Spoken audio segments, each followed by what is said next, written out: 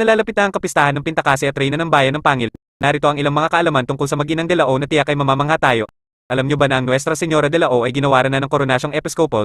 Ngayong ika-17 ng Disyembre, ating ginugunita ang 74 na taong anibersaryo ng paggawad ng Koronasyong Episkopal sa Nuestra Señora de la O, nakatala sa dalit sa PEGPERITO ng mahal na birhen na dumating ang mga imahe ng Nuestra Señora de la O at Santo Niño de la O noong taong 1741, subalit, ipinagdiwang ng sambayan ng Katoliko ng Pangilang ika-200 na taon ng pagdating ng mga imahe noong 1949 na dapat ay 1941. Apektado ang Pangil ng ikalawang digmaang pandaigdig noong 1941 kaya't hindi sigurado kung nairaos ang pagdiriwang noon kaya't ginawa ito noong 1949.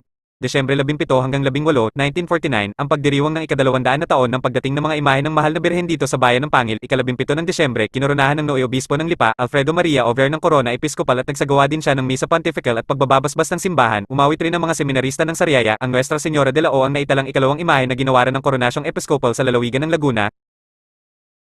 Ngayon, alam nyo na.